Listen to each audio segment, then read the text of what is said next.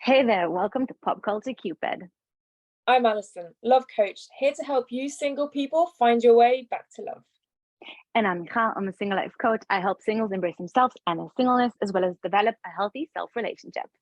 In this podcast, we will look at how pop culture impacts romance, dating, and your love life. And each week we'll shoot another arrow through another pop culture delusion. I thought we weren't going to do the whole cheesy thing. And then burst into smithereens. Oh my god, dude, that's so cringe! Sorry, it's in the intro now. If you make it through the chaos and you enjoy what you hear, please leave a comment, like, subscribe, and go to all the social media. At Pop Culture Cupid on TikTok, Instagram, and YouTube. Enjoy! Hey! Hi, how are you? I'm good. How are you? I'm okay. As okay as can be. That's my new answer for now on.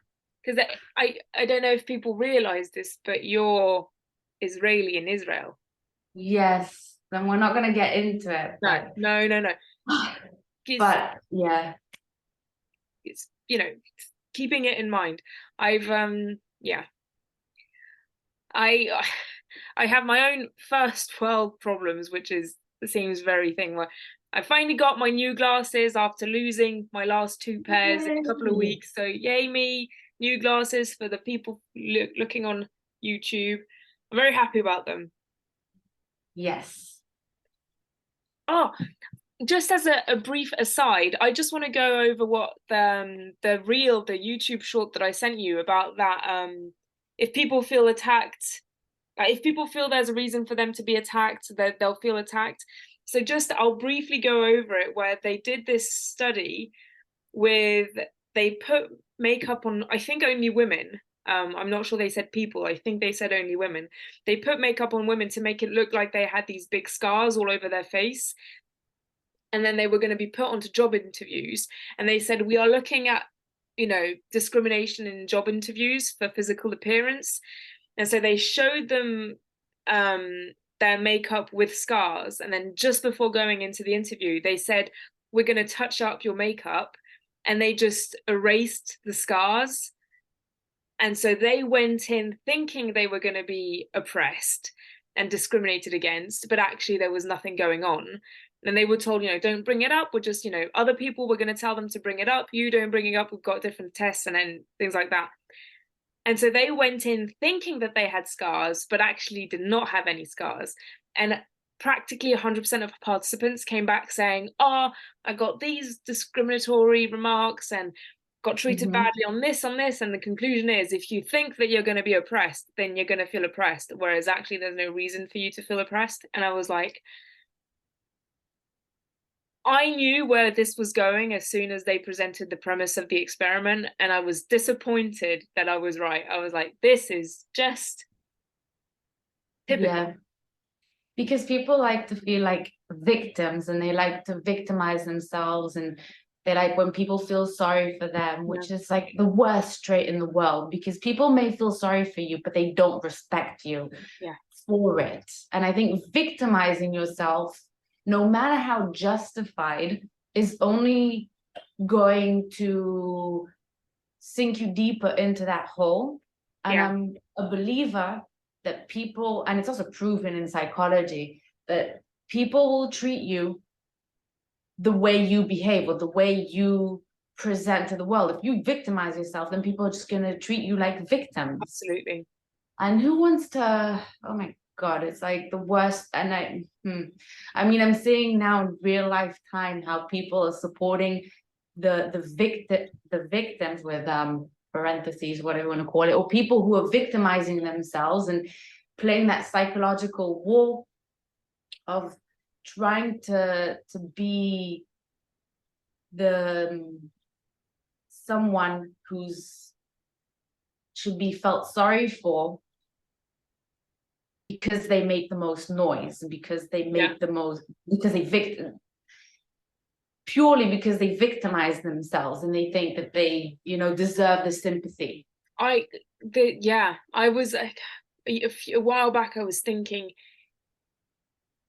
this type of thing when I felt the word was unfair, and I was like, God, she says it in a way that she says it in a very coy and blah blah blah and victimized way, and so people are going to listen to her, whereas if I just say it in a straightforward way, people aren't going to treat me this way and blah blah. And yeah, it felt, my own victimhood when I was in my early 20s that I've gotten over. But it is true, it's like, if if you feel victimized, you're going to find reasons for people to victimize you, and then it's just it's the snowball effect, and it's terrible. Yeah, you get into this vicious cycle of chasing after your own tail. And I mean, we've all been there. We've all felt sorry for ourselves. We've all felt like we have the biggest troubles in the world and no one can understand us and no one else is going through what we are. We've all been there. But there's a difference between feeling it and having a period in your life like that and getting stuck there and trying to use that as a tool to get sympathy, to get people to help you, to get people to do things for you, and so on and so forth. Or just blaming circumstances in life, or not getting a job, or not finding love, on the fact that you're a victim and you're this and that and the most poorest person in the world and everyone should feel sorry for you. When in fact, I believe that victimhood is exactly what's preventing you from achieving what it is you want to achieve, whether it's finding a job or finding happiness, finding a relationship, or finding friends. I mean, victimhood is the most repellent thing in the world, in my opinion, anyway. I completely agree. A while back, I was at this sort of like convention type thing with other coaches, and this other coach specializes in sex therapy, and she was talking about the trans community. And so I'm not, I won't go into that debate into too much detail, but I feel that there are people who suffer from dysmorphia and gender dysmorphia, and people who are suffering from this mental illness and need help. And I want to say that's fine, but it's not fine. If people are suffering, it's not fine. I think we need to help them. And I think then there are eccentric people who just want to be eccentric, and that's fine as well. And then there are people who have figured out that if they portray themselves as a victim and suffering from this disorder, then they will get attention. And so this other sex therapist, she was saying, oh, I'm there for those people because they haven't got a voice. And we started talking, and I said, but surely you're only giving a voice to the people who are genuinely just suffering, and not the people who are inventing this story from themselves. They need help, but they are not trans. They need help in a whole other way. And she was like, I'm nobody to judge. And I'm like, well, actually you are. If you have trained to become a therapist or a coach or whatever, I think you are well positioned to judge how you can help this person. And anyway, that's the whole thing. Don't even get me started on that identity crisis today. It's unbelievable.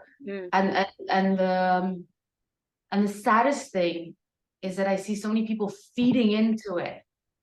When a parent allows their child to change their gender, and I'm not in no disrespectful way, but I'm saying, like, every child has a time they're like, oh, mommy, I want to be a boy, or mommy, I want to be a girl, or I want to be this, I want to be that. And we're sort of feeding into it and allowing them, and we're creating this identity crisis in them. And I feel like sometimes we just need to be respectful. We need to be caring, but we also need to be parents, and we need to be responsible and not nurture this identity crisis in making, because it creates this whole, although again, these people like to victimize themselves, and they like to create drama where there is none, or create victim, like these are people who, no matter where they go, they're gonna I think, and you just said it, it's creating drama no matter where they go. And it if anybody is unhappy with something about themselves, then it's definitely worth talking about. first time I had my period in English class when I was 14, yeah, definitely was hoping to be a boy back then, definitely. And I'm not, you know, with most respect, and this isn't dysmorphic or whatever. This is just, you know, sometimes you will go through phases of hating yourself, genuinely hating yourself. But there's, you know, there are degrees of hating yourself, and I think that's the whole thing.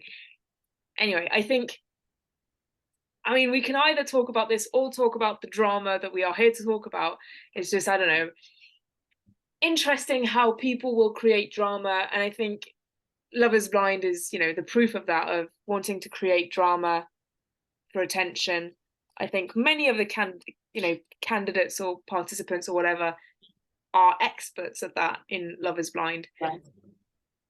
Yeah, you know what I noticed? I feel like the promos have more drama than the actual episode and then the actual situations. Like, and the people are talking as if it's such a huge dramatic situation, but in reality, I'm like, this is, I don't know. It's kind of, I was watching the finale and the reunion, and I was like, this is so freaking boring. Like they're just talking about drama as if there's drama, but there's no drama, and just, I don't know. These people are just. The reunion was definitely a lot of Nick and Vanessa Lachey trying to stir up drama, and they were all like, no, we've watched ourselves, we've all realized how stupid we look, we're not going to participate in the drama shit anymore. I mean, you know, you've got Milton and, God, what's that woman's name? I'm so bad with the names. Chris? No, the woman, the Latina woman. Oh, Lydia is a drama shit stirrer expert. I think her and Hot Take Izzy is the male drama shit stirrer of the season. You've got them, and I think everybody around is just like, actually, this isn't the best light on me, and I'm taking a step back. Yeah, I feel like Izzy was a favorite from the beginning, and I felt like, oh, this is just goes to show. I felt like he was such a drama-free person. He was so quiet and chill, and he didn't want to go with Lydia because she created so much drama, because she was so loud and over the top. And he didn't want to go for Johnny because there was so many issues there, and it was, I feel like it was too much for him. But then he turned out to be the most drama queen out of them all. And he was like so quiet about it that you don't even see it so much. And I feel like he's still a very good person. I feel like as a man, he's a good man. But like, I don't know, I felt like there was something there that was just, ugh. Yeah, I mean, Stacey called him out on it a couple of times, of just like, why are you saying that? Why are you feeling so involved? Why, you know, Stacey was a piece of work on her own, but she called him out a few times, and I was like, well, she's right to do so. She's, you know, the way he was talking about Johnny, so I rewatched the couple of episodes when they were in the pods, and in the last episode, she said he had told Stacey that Johnny said that she loved him 4 times or something. So they didn't show 4 times of Johnny telling Izzy that she loves him. So, you know, that doesn't mean it didn't happen, but we didn't see that anyway. And the only time where she said I love you to Izzy that I saw was on their first or second date, where they agreed on something and she goes, oh, I love you. But that, you know, that's not the meaningful I love you. That's the thank you for doing the washing up, I love you. You know, it's the yeah, there was so many he said, she said this season. Yeah. And I'm like, I feel like going back and watching it again, just because I'm like, I don't remember that. Did that really happen? And what was like going on? I don't know, so many things that left me so confused. Where again, it just goes to show how people just make up stories in their heads. And going back a minute to Izzy and Stacey, I feel like they sort of bring out these sides in each other that emphasize the drama, that emphasize the overreacting, that emphasize the overly emotional side of them. And I feel like it just shows that they're not really that compatible. And I feel like maybe those two together was sort of, they both have that hidden side of let's emphasize something that may have happened, may not have happened, or blow it out of proportion. And so for them two together, it really exploded. Whereas they both attacked Chris and Johnny suddenly and create this whole narrative that no one really knows what's true and what isn't. So I feel like it just came out from both of them together, and they brought it out in each other. Yeah, I agree. I think everybody has that type of person that brings out the worst in them, and they were that for each other. I just want the drama, Chris and Johnny. Oh my God. He was like in the first episode, because I watched the finale and then the reunion, and then I thought I'm just going to watch the pod episodes again just to see, you know, if I can relive it for them. And in the first episode, Chris goes something along the lines of, people think, you know, women usually think that I'm a fuckboy because of the way I look and that I mistreat women, blah, blah, blah. But I'm not. I'm actually such a sweetheart. And I was like, well, you don't, I mean, you look like the type of good guy that has trouble, you know, finding women in the way that you're coming off. And then you go and do that to Johnny, of just like not giving her any news and get together with somebody else without telling her. I was like, what is this? What is this? It's a classic case of someone saying what they are but not showing it. And people, I hate this. I hate when people do this, and that's why I believe actions and not words. In Hebrew, we have a classic saying which I love, which is basically means voting with your legs. You show up, you move, you do, you don't, you know, you vote with your legs, you show up. And I feel like a lot of people like to testify about themselves, I call it, where they say, I'm this, I'm that, I'm the other, I'm whatever. But then you watch and observe their actions and it doesn't line up. And I'm not sure if it's a conscious or subconscious thing. Maybe they say these words so you'll believe it and then sort of overlook their actions. Or maybe they're just completely unaware, because there's no lack of unaware people who have no idea and not, you know, have no self-awareness whatsoever. But what was my point? My point is that that's a classic nice guy act who thinks he's the greatest guy in the world, and I'm not a fuckboy and I'm not this, and he's sort of planting these little messages in your head. And then eventually they show their true colors once they sort of have you already. Because your actions don't lie. Yeah. Your actions don't lie. I have 3 kind of bullet points on this.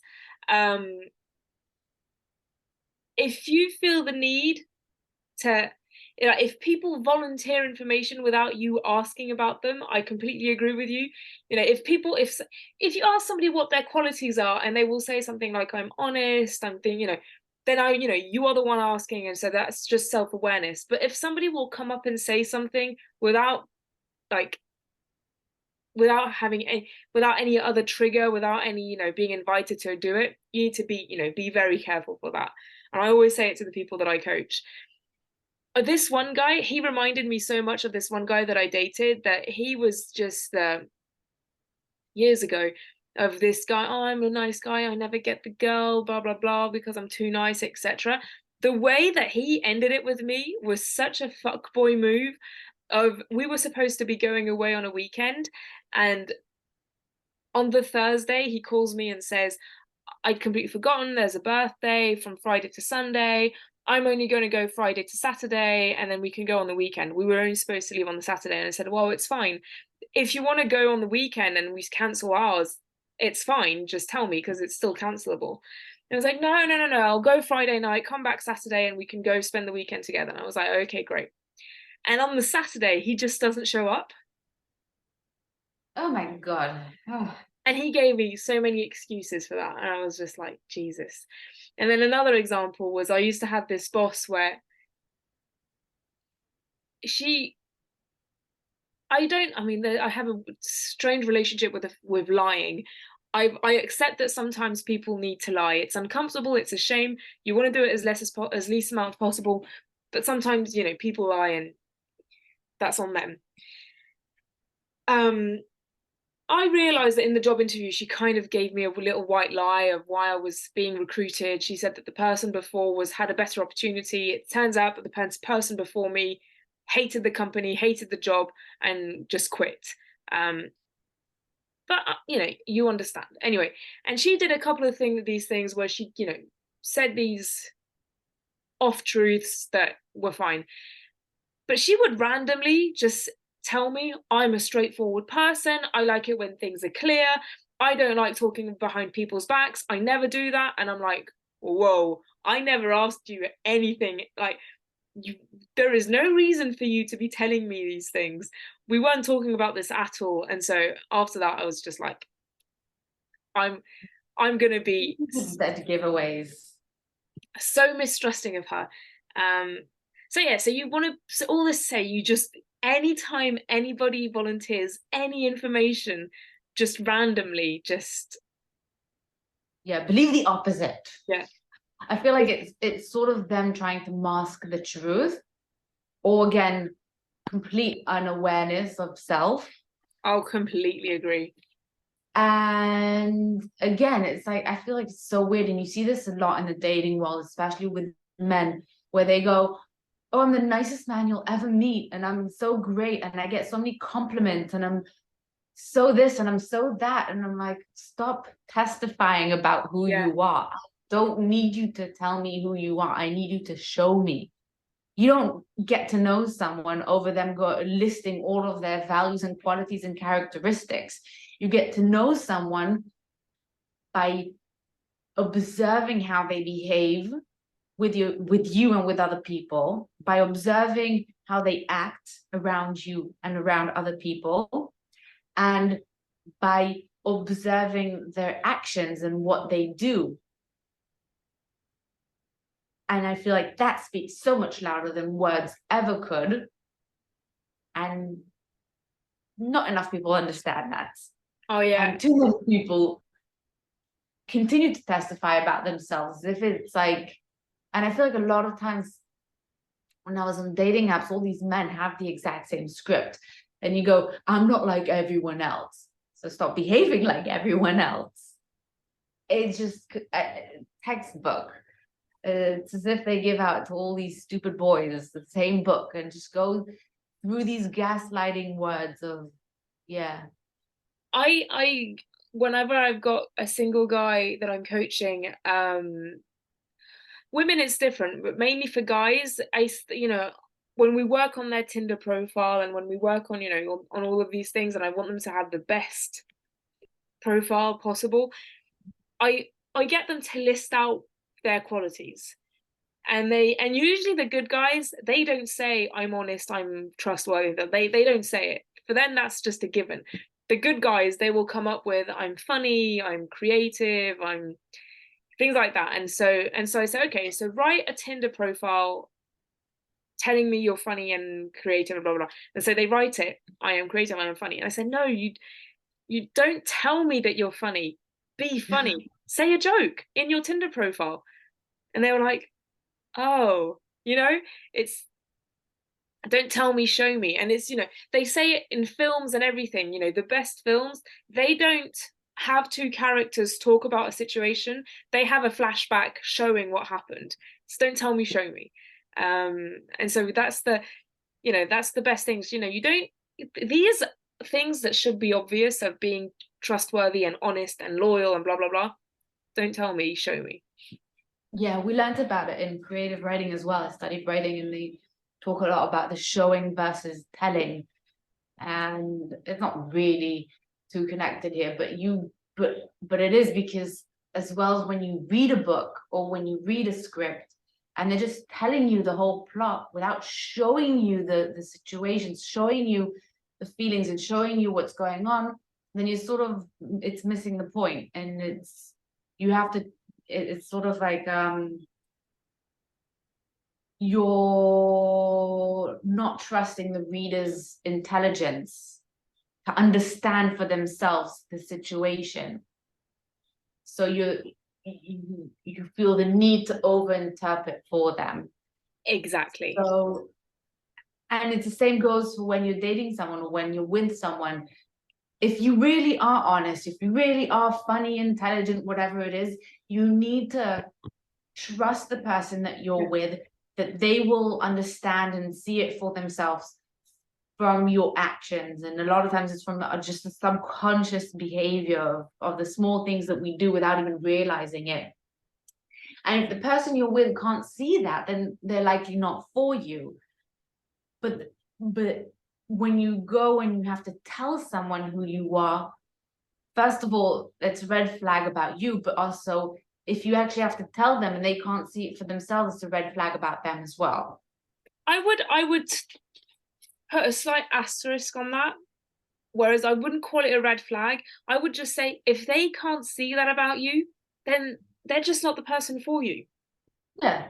And have that be that. You can have also, I mean, I'm sure you personally in your life, you had friends that were friends with people that you didn't really get why, and you didn't really click for you. Doesn't make them a bad person. It just means that you guys don't click, and that's fine. Don't waste your time with somebody that you don't click with or doesn't click with you. Yeah. I mean, if you have to, sorry? Have that be that of just, you don't click, it's fine. Yeah, true. And a lot of times we feel the need to convince other people to like us. And that's probably one of the reasons why so many people try to testify about who they are, is we want to convince someone to like us. We want to convince them that we're a good person. We want to convince them that we're lovable, that we're for them, whatever it is. But if you have to convince someone, if you have to go on and tell them about who you are and why they should like you, then again, it's the wrong fit, and that's okay. And I always say that rejection has nothing to do with who we are and everything to do with being the wrong fit or the wrong match or the wrong person. And that's fine. There's no point in getting insulted, because that's not going to help anything, and it's only going to make it worse. So you have to just move on. And I have no idea how we got all the way to here, but here we are. Here we are. It's why we love to hate Love Island. Yes, we do not love Island. Love is blind. You're so funny. Oh, why do I do that? Why do I do that? We must watch Love Island, and I bet you were going to watch it. We must watch it. Yes, we must watch it. I think there's a new season in December or something, in January. I actually have to continue watching it. I started watching the 4th season not long ago. Well, continue, but it's the 4th season is really bad. It was very difficult for me to get into it. I have to try again. Who could tell me some of the names of the 4th season? Oh my God, I don't even remember. It was really bad. And I really enjoyed the 3rd season. So like going from the 3rd season to the 4th one was like so terrible. But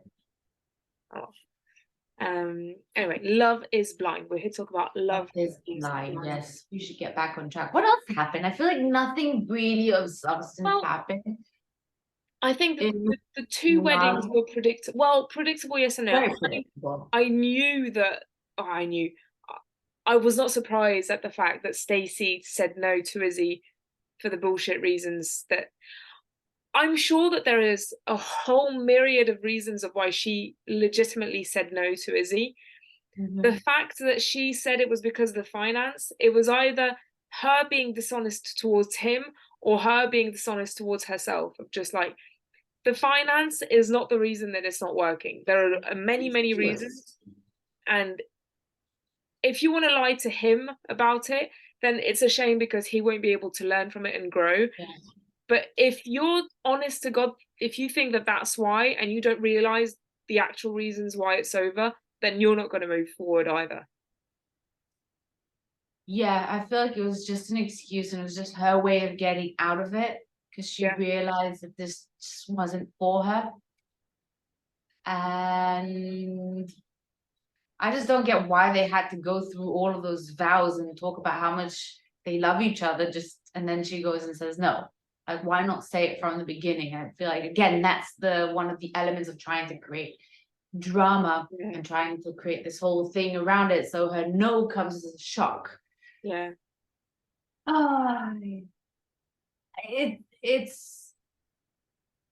was brewing. It was brewing throughout the whole season, where she really wanted to be with him. She really wanted to like him. But I feel like he couldn't give her what she wants and what she needed. And she just needed someone who was more on her level. I'm not saying one of them is on a higher level. There's just completely different levels in two different realms. Yeah. Different universes. They're just so different, and they come from two different worlds.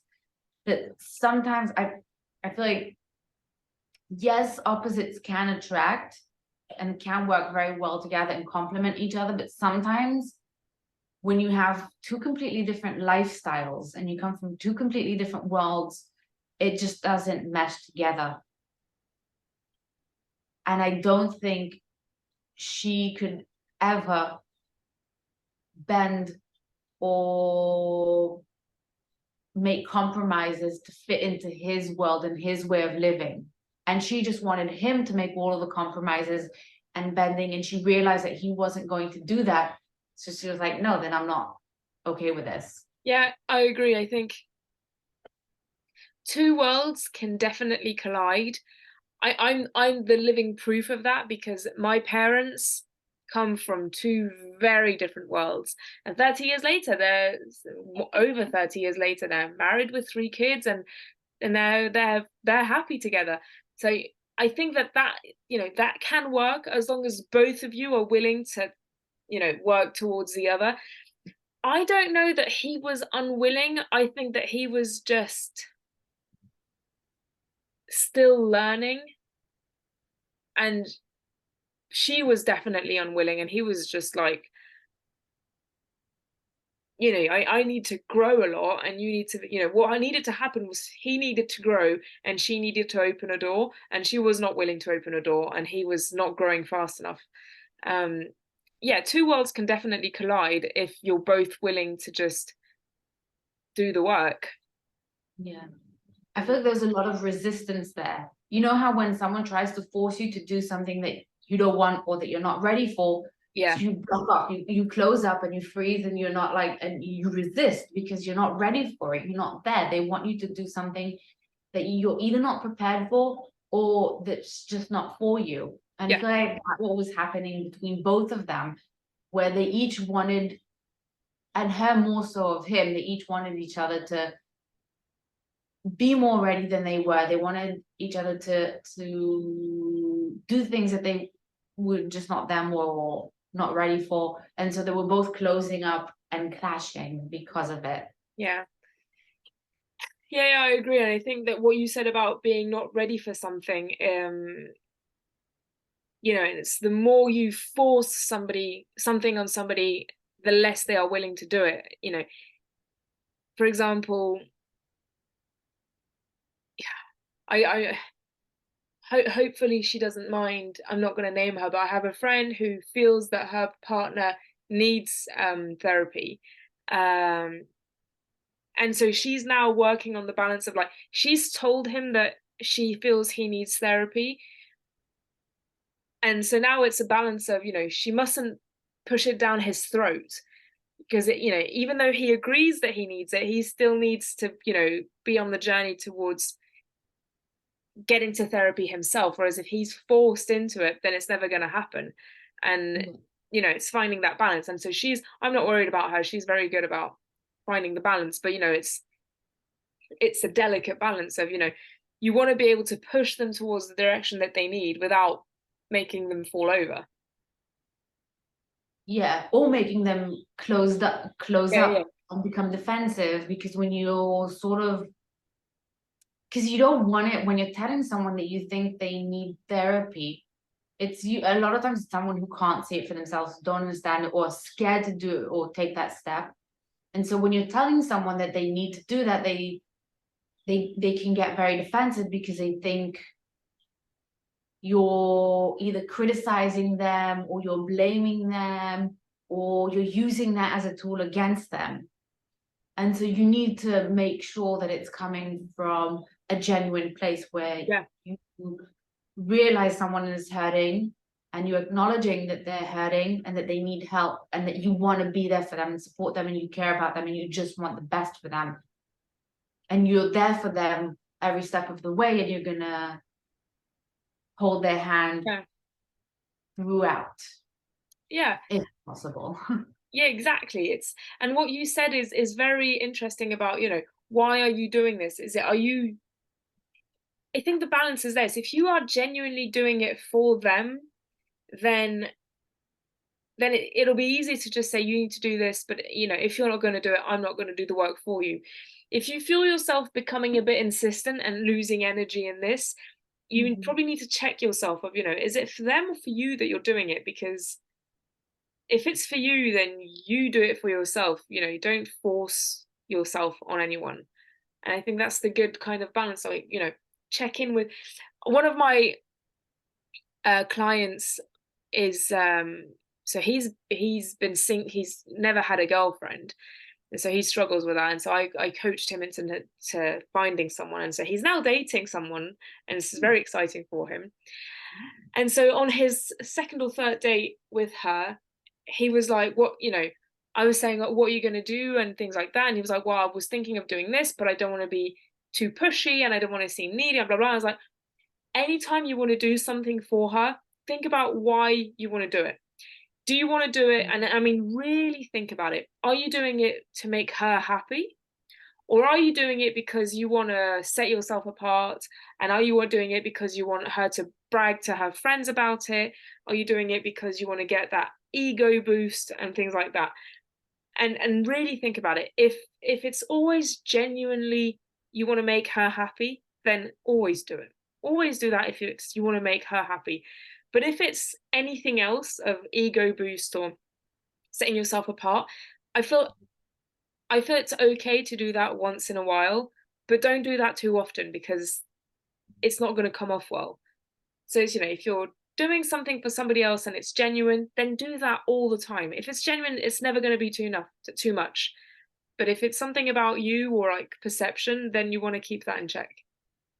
Yeah. I think it's funny because for a lot of people that sort of just comes naturally, where that's just part of you and you do things because it's part of your nature. Because you're not over analyzing everything or not over analyzing like what are people going to think about me doing this, or how is it going to be perceived, and how can I get brownie points. And it's sort of you just have to go with your natural instinct of just wanting to be happy and make someone happy. And sometimes when you're not used to it, or when you don't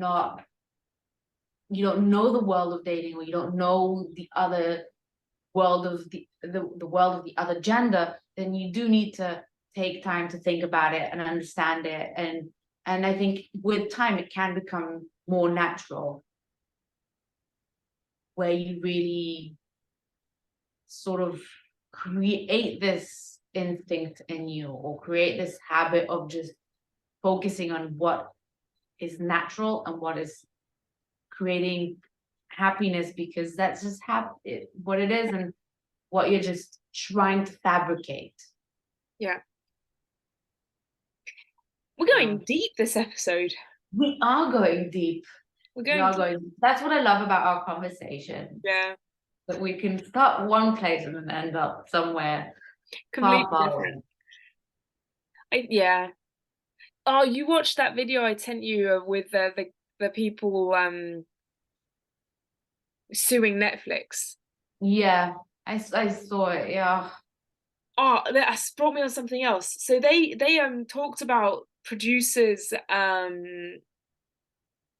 like stating that they didn't know that they knew each other. You know, you know on the reunion episode about Lydia and Uche and the fact that they cleared it up with the producers, that they didn't know that they knew each other, and then when they figured it out, they, you know, were wondering if they were going to kick them out and things like that. I don't know how I feel about that, you know, because it's easy to say. It's easy to say, oh, we didn't know. No, there's something going on there. I don't believe it for a minute. I feel like it was just covering their own asses. Yeah. I feel like something very fishy over there. And I feel like no one is telling the truth. And they're just trying to cover it up now.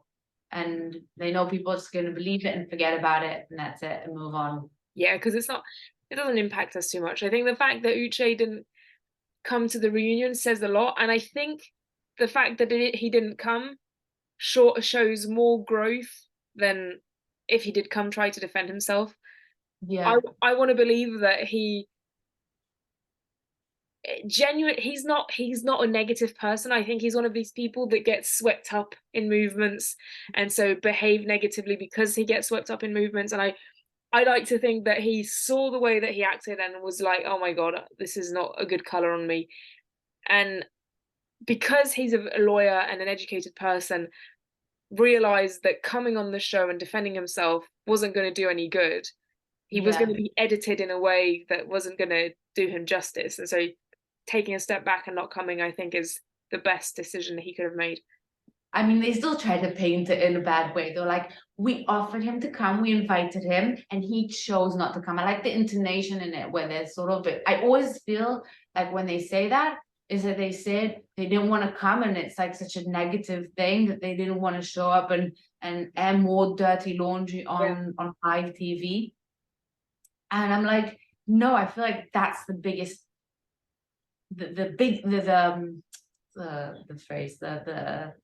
admirable thing to do. I don't know. It's like the bigger guy ground, and it's going to show that if we thought that he wanted to come on to that episode or on air to start creating drama or to justify himself, this is an action that shows no, he just wanted to come on and speak his truth and help his friend who he feels is in a bad relationship with a bad person. But then once he said his piece, that's it. You know, I'm not coming back on. I'm going to repeat myself. I tried, they failed, and that's it. I'm not going to continue to make a fool of myself. And I hope people see it that way. Yeah, they won't. Because again, if you're coming on live TV and talking about someone who isn't there, or talking about a situation in front of the whole world, then that says a lot about you, and I'm not sure it's a good thing. No. I mean, the way Vanessa Lachey, I hope she gets paid good money for what she does, because she's very good at it. When she picks up on other people kind of whispering, I was like, oh, you were saying something? Oh, I mean, I think the whole group would like to hear what you were just saying about this topic, because you were sniggering it. And I think she, you know, very good at what she does. Although Chris and Johnny were talking a lot between them. I think his name is Chris. I hope his name is Chris. But they were talking between them while Stacey was talking, and no one said anything to them about it, but they were showing them whispering between them. And I feel like maybe that was like a deliberate thing to show disrespect to Stacey. Yeah, but also I was watching this you know, on YouTube there's this the Jubilee channel, something where they have debates called the middle ground. And so they'll have, you know, conservative people talking to liberal people, like flat earthers talking to non-flat earthers, and it's called the middle ground. And so you'll have these, you know, debates about different topics.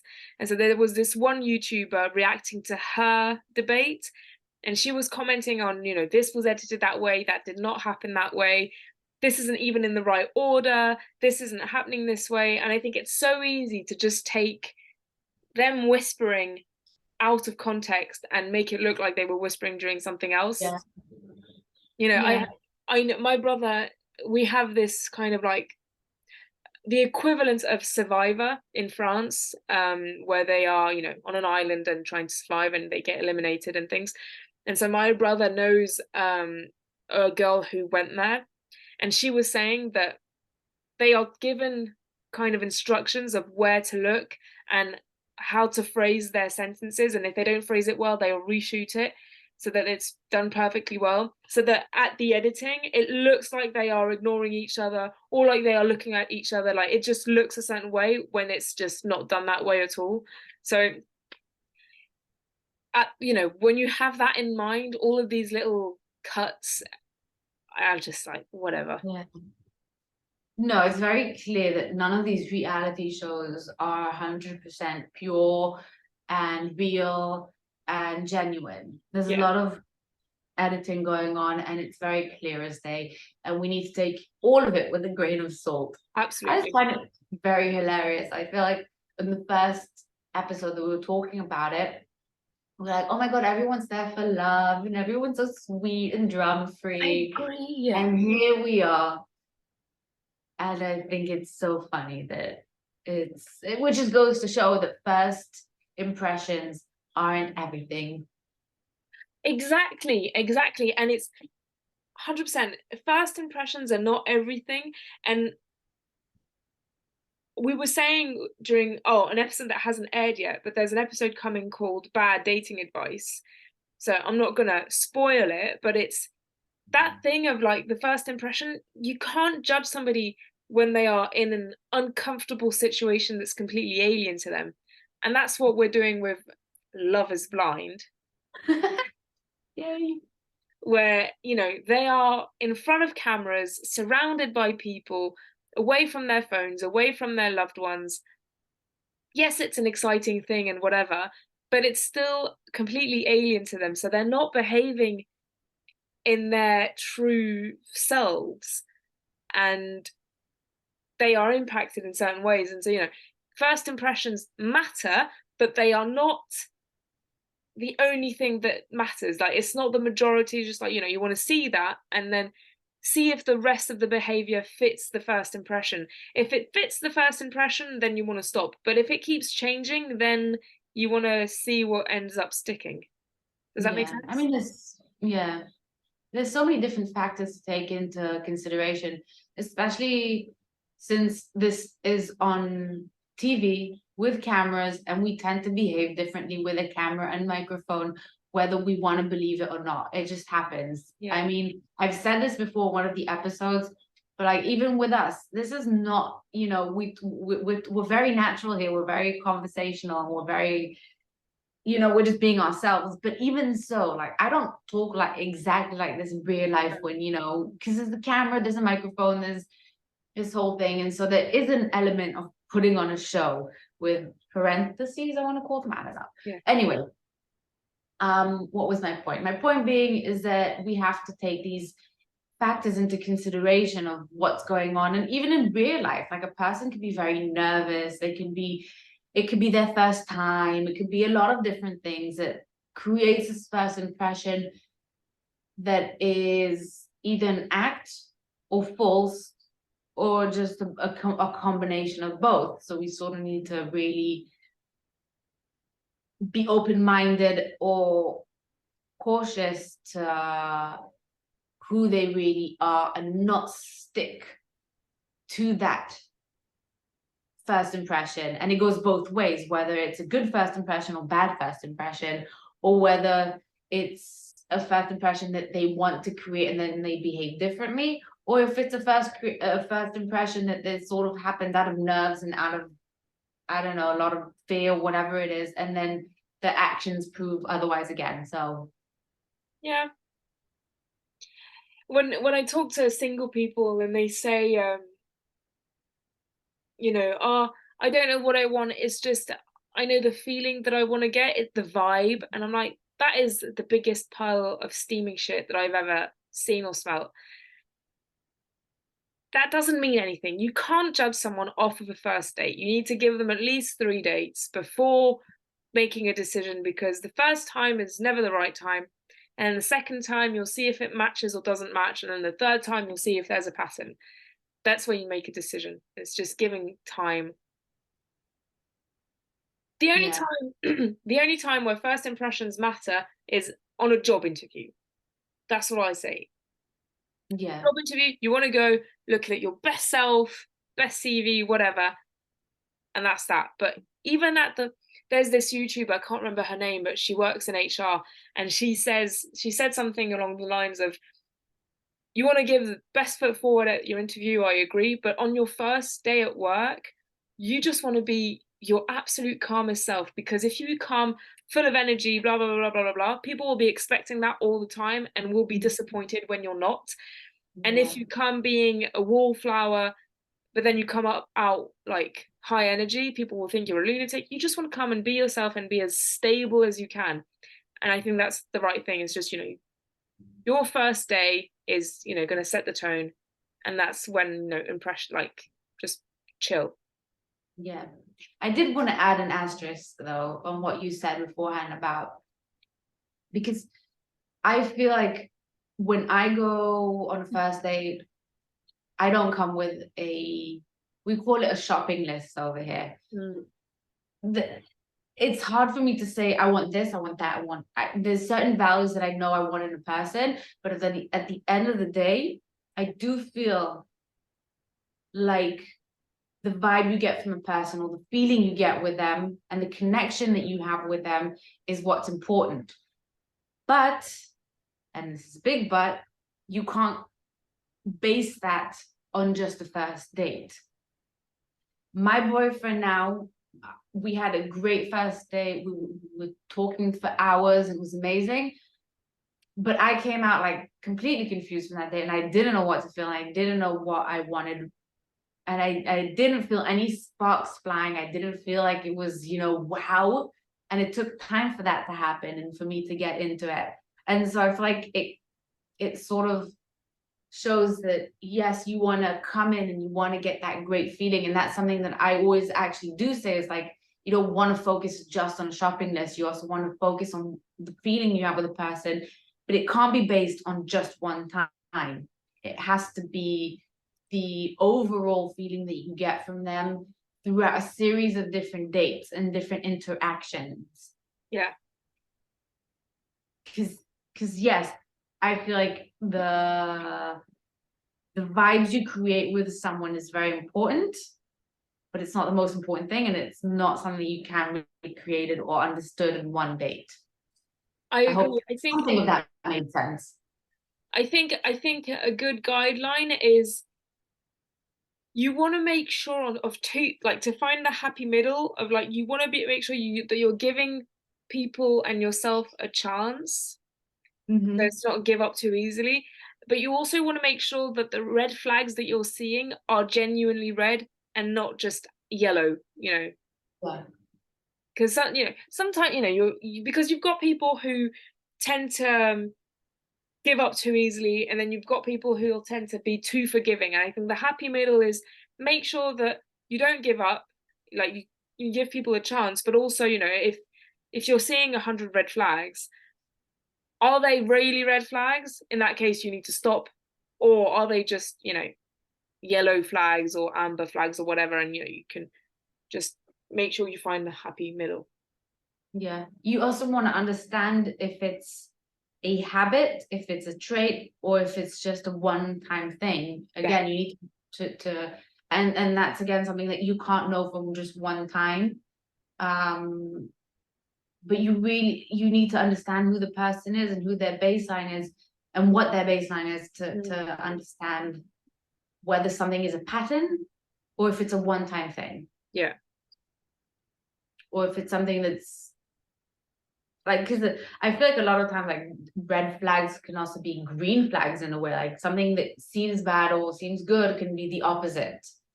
I agree. And I think, and I would add to that,